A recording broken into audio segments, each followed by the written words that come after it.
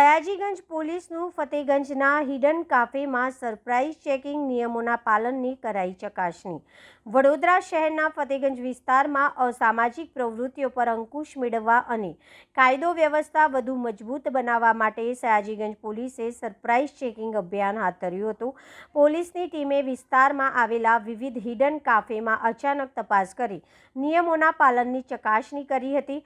પ્રાપ્ત માહિતી મુજબ પોલીસે કાફેમાં બનાવવામાં આવેલી સેટિંગ વ્યવસ્થા, પ્રાઇવેટ કેબિન તેમજ અન્ય સેટઅપનું નિરીક્ષણ કર્યું હતું, જેથી કોઈ ગેરકાયદેસર અથવા નિયમ વિરોધની પ્રવૃત્તિઓ ચાલી રહી નથી ને તેની ખાતરી કરી શકાય।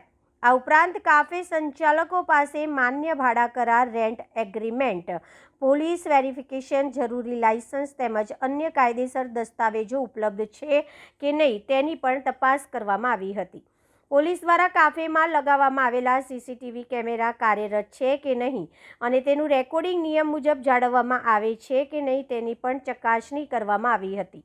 ઉલ્લેખનીય છે કે ફતેગંજ વિસ્તારમાં મહારાજા સયાજીરાવ યુનિવર્સિટી અને અનેક હોસ્ટેલો આવેલા હોવાથી અહીં મોટી સંખ્યામાં વિદ્યાર્થીઓ અને યુવાનોની અવરજવર રહે છે। આથી વિસ્તારમાં સુરક્ષા અને નિયમોના પાલનને સુનિશ્ચિત કરવા પોલીસ દ્વારા સમયાંતરે આવા ચેકિંગ અભિયાન હાથ ધરવામાં આવે છે।